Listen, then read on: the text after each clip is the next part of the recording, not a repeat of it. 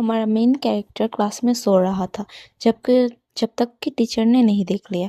ये देखकर सभी लोग उसके ऊपर हंसने लगे और बोला कि ये कैसा लूजर है जो हमेशा सोता रहता है। सिर्फ उसके दोस्त को पता था कि जब वो उसका दोस्त सोता है तब वो नाइटमेयर्स देखता है। हमारा मेन कैरेक्टर कभी भी सही से नहीं सो सकता क्योंकि जब भी वो सोता है तभी उसे मॉन्स्टर दिखाई देता है। जब क्लास खत्म हो गया था तब वो अपने स्कूल से बाहर निकला और होम के लिए चला गया। पर जब वो घर पहुंचा उसने देखा उसके मॉम और डैड ने अपने लास्ट सेविंग से 2 पिल लाया था उसके लिए ताकि उसका एबिलिटी बढ़ जाए। और ये देखकर हमारा मेन कैरेक्टर सोच रहा था वो उन्हें डिसअपॉइंट नहीं कर सकता, इसलिए वो ट्रेनिंग के लिए चला गया। लेकिन वो जितना भी कर लेता उसका कोई भी असर ही नहीं होता। जब वो थकान से नीचे बैठा वो पास्ट आउट होकर सो गए और हमारा मेन कैरेक्टर वही सपना देखना शुरू कर दिया। पर इस वक्त वो ज़ॉम्बी भाग कर आया और उसे काटने के लिए बढ़ा, पर हमारा मेन कैरेक्टर लूशन पत्थर से उस ज़ॉम्बी को मार गिराया और उस पत्थर से उस ज़ॉम्बी को मारते ही रहा जब तक कि वो ज़ॉम्बी मरा नहीं।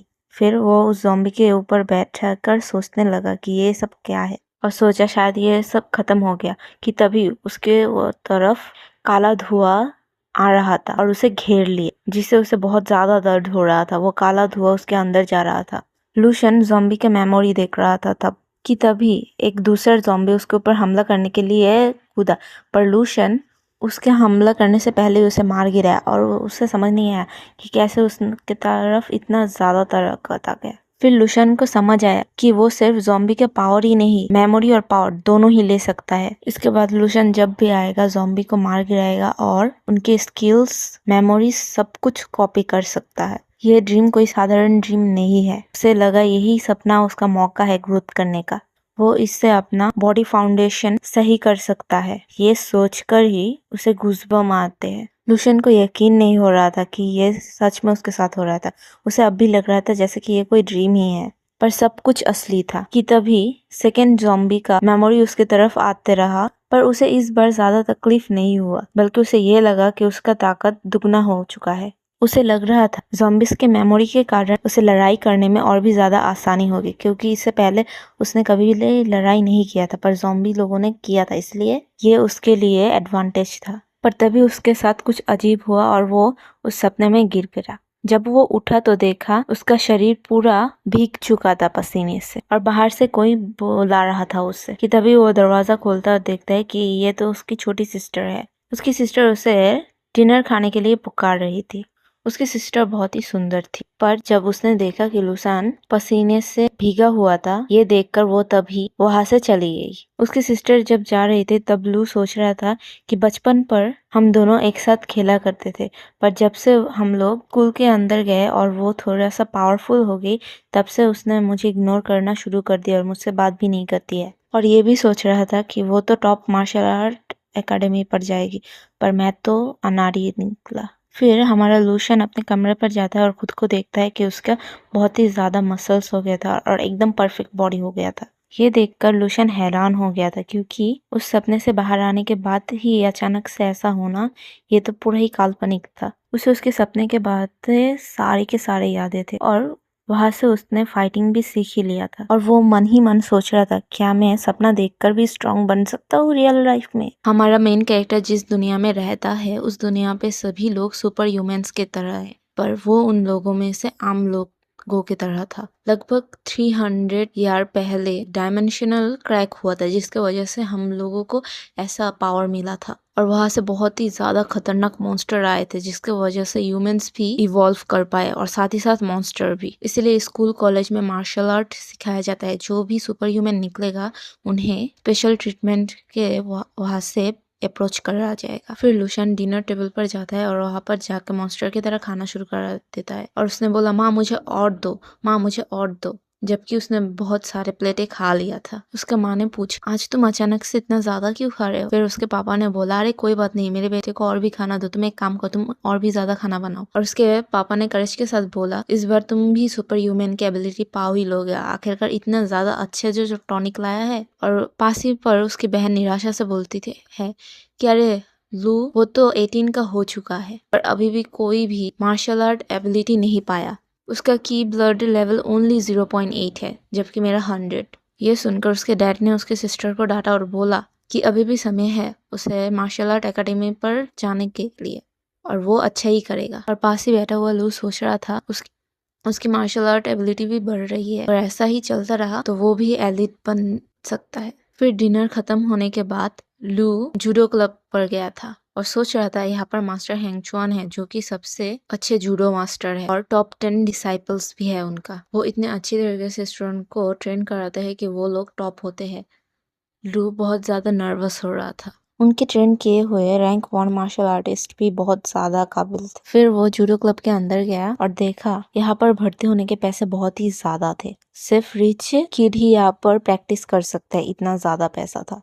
और वो सोच रहा था कि उसके क्लासमेट भी यहाँ पर हो सकते हैं। तभी रिसेप्शनिस्ट लू से पूछती है, आप यहाँ पर रजिस्टर करने के लिए आए हैं? फिर लू बोलता है कि वो सिर्फ अपनी की पावर मापते के लिए यहाँ पर आया है और अपने कमबैक स्टेटस को भी चेक करना है साथ ही में। जब उस लड़की ने नोटिस किया कि हमारा लू किस अमीर खानदान से नहीं है, तब उसने उसे कोई भी स्पेशल ट्रीटमेंट नहीं दी और बोला कि वो वहाँ पर है।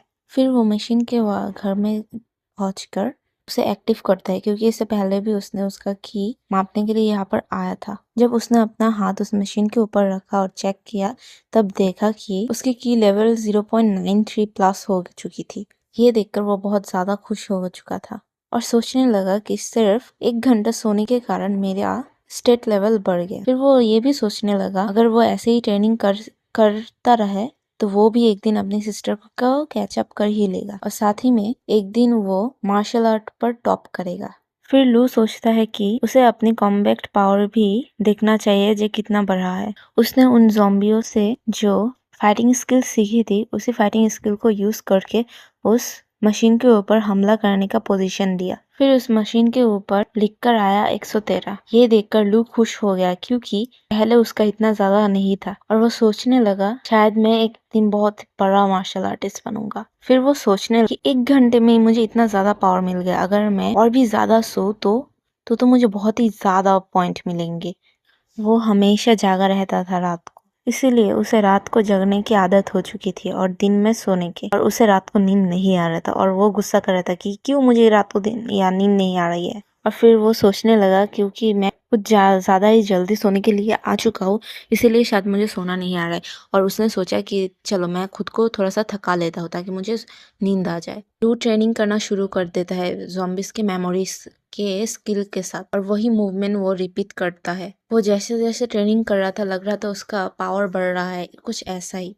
उसे रियलाइज होता है कि समय के साथ साथ उसका पावर भी बढ़ रहा था और फिर उसे लगता है ये सिर्फ ट्रेनिंग की वजह से ही नहीं, यहाँ पर कुछ और भी है जिसके कारण मेरा इतना ज़्यादा ग्रोथ हो रहा है। वो बहुत ज़्यादा ट्रेनिंग कर रहा था और उतना ज़्यादा ट्रेनिंग करने के कारण उसे फिर से भूख लग जाती है। इतना ज़्यादा भूख लगती है कि वो खड़ा भी नहीं हो पा रहा था। उसका बॉडी जैसे जैसे पावरफुल हो रहा था वो बॉडी भी हंग्री हो रहा था कुछ स्पेशल जड़ी बूटियों के लिए। पर उसके फैमिली बहुत ही ज़्यादा गरीब थे इसलिए वो लोग वो महंगे जड़ी बूटियाँ अफोर्ड नहीं कर सकते थे। ये सोचकर लू परेशान हो रहा था कि अगर ऐसे ही उसे पोर्शन या फिर जड़ी बूटी ना मिले तो फिर उसकी ग्रोथ बहुत ही ज्यादा स्लो हो जाएगा। फिर लू को समझ आता है कि उसे भी कमाना चाहिए ताकि वो अपना खर्च उठा सके। फिर दूसरे दिन स्कूल में लॉकर रूम पर वो अपने कपड़े चेंज कर रहा था और उसका दोस्त बोल रहा था आज का एग्जाम कुछ ज्यादा ही हार्ड था।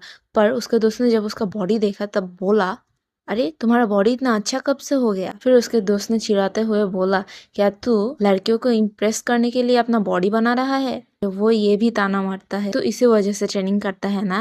पर लू इन सब भी बातों को इग्नोर करता है और बोलता है हमारे सामने एग्जाम है उस पर हमें फोकस करना चाहिए। फिर लू और उसका दोस्त मिंग मार्शल आर्ट ट्रेनिंग के लिए जा रहे थे। उन लोगों के इंस्ट्रक्टर उनको कॉम्बैक्ट सिखा रहे थे। फिर मिंग ने लू को बोला कि मैंने सुना है हमारा कोच नंबर 2 मार्शल आर्टिस्ट है और बैटलफील्ड पर लड़ते हुए उन्हें एक बीस्ट से स्क्रैच भी मिला है। हमारा मेन कैरेक्टर लू इंस्ट्रक्टर को यही ध्यान से देख रहा था और उनके मूवमेंट को भी, जबकि पूरा क्लास इन मूवमेंट को समझने में वक्त लगा रहा था। दूसरी ओर हमारा मेन कैरेक्टर लू इन मूवमेंट को समझ चुका था और ट्रेन भी, क्योंकि ये सब कुछ उसने ड्रीम मेमोरी पर देखा था। कि तभी इंस्ट्रक्टर बोलते हैं यांग ई इधर आओ और स्टेप्स करके दिखाओ। जब वो लड़का आ रहा था सभी लड़कियां उसके लिए दीवानी थी। ये देखकर मिंग जल रहा था और बोल रहा था ये हमेशा स्पॉटलाइट ले जाता है और वो लड़का जाकर डेमो दिखाता है। उसके पास सब कुछ था, गुड लुक्स,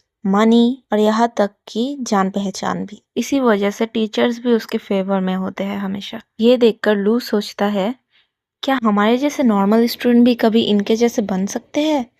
क्योंकि इनके पास तो सभी कुछ है, इसलिए ये लोग हमसे आगे होते हैं। पर साथ ही साथ लू ये भी सोचता है कि अब वो भी फाइट करेगा। जब उन लोगों का डेमो खत्म हो जाता है, मास्टर उस लड़के का तारीफ करता है और बोलता है बहुत ही अच्छा डेमो दिया है तुमने। फिर इंस्ट्रक्टर ये भी बोलता है तुम्हारा फ्यूचर बहुत ही ब्राइट है।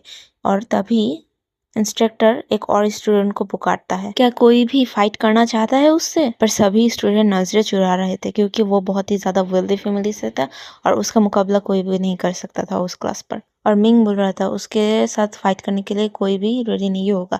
और मास्टर ये सब देखकर बहुत ही ज्यादा सैड हो रहे थे। फिर मास्टर सोचते हैं कि ई फे से अगर कोई फाइट करे तो फिर वो भी बेटर बन सकता है। पर वो किसी स्टूडेंट को कैसे सिखा सकता है अगर कोई स्टूडेंट ट्राई ही ना करे? मास्टर को ये भी पता था कि ईफे टॉप स्टूडेंट है कि तभी एक आवाज आई, एक मिनट रुको, एक स्टूडेंट तो यहाँ पर है जो इसके साथ फाइट के लिए आ सकता है।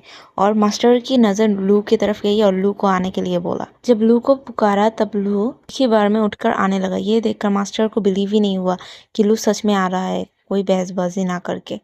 उसका दोस्त मिंग लू को रोकने की कोशिश करता है और बोलता है कि हमारा एग्जाम्स पास ही पर है, तुम अपने आप को इंजर्ड मत कर लो ये फाइट करके। फिर लू अपने दोस्त को बोलता है कि मैंने बहुत ज्यादा ट्रेनिंग की है, मैं ये संभाल लूंगा। फिर मास्टर ने बोला तुम लोगों का फाइट सिर्फ 10 मिनट के लिए होगा। फिर लू और ई फेंग दोनों ही अपनी फाइटिंग की पोजीशन के जगह पर खड़े हो गए और मास्टर ने लू को देखकर सोचा कि लू पहले जैसा नहीं लग रहा है और उसके मुंह पर कोई डर भी नहीं शो हो रहा है। पर पहले तो वो ऐसा नहीं था, मुझे ऐसा लग रहा है जैसे वो बदला हुआ पर्सन है।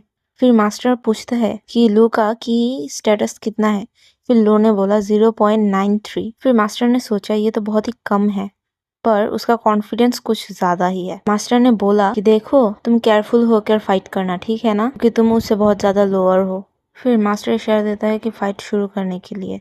तभी ईफेंग ने बोला क्या तुम रेडी हो?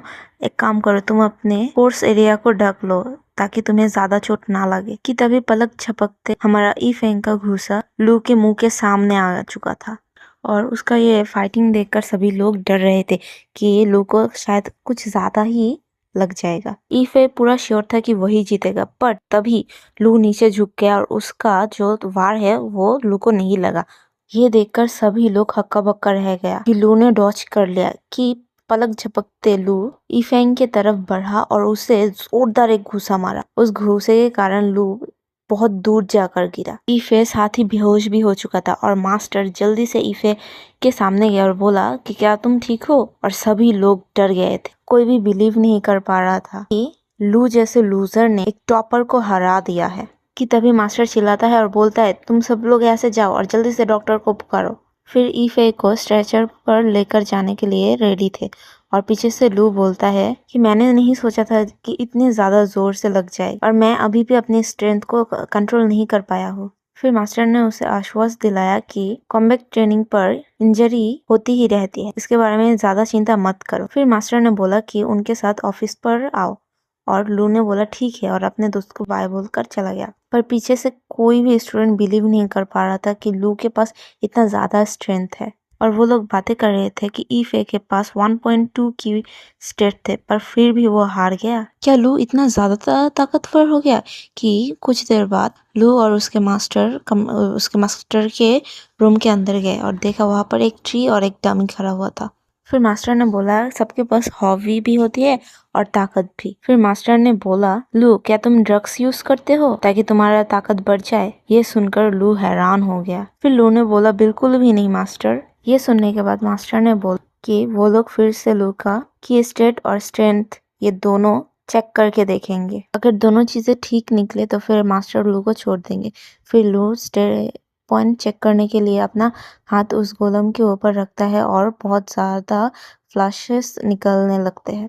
मास्टर ने जब देखा लू का की स्ट्रेट पॉइंट 1.53 था तब मास्टर बिलीव नहीं कर पा रहे थे ये इतना ज्यादा हो चुका है। और साथ ही पर ये भी सोचते हैं कि 1.5 की पॉइंट पर तो वो ऑफिशियली मार्शल आर्टिस्ट बन चुका है और जब लू स्ट्रेंथ को मेजर करने के लिए डमी को पंच किया तो देखा वो डमी टूटकर सामने गिर गई। वो देखकर उसका मास्टर चौंक गया और उसके मास्टर ने देखा उस डमी का सिर के मास्टर के जो ट्री था उसे होकर वॉल के अंदर घुस गया था। वो देखकर उसके मास्टर रोने लगे। ये देखकर लू घबरा गया और जल्दी से जाकर उस डमी का सिर दीवार से बाहर निकालने की कोशिश करने लगा और उसके मास्टर अपने प्यारी ट्री को पकड़कर रो रहे थे, मेरा पैर, मेरा पैर। और मास्टर सोचने लगे कि ये मशीन सिर्फ स्टूडेंट के स्ट्रेंथ और की लेवल के लिए बनाया गया था। इसका मतलब है लू का स्ट्रेंथ स्टूडेंट से कहीं ज्यादा हो चुका है।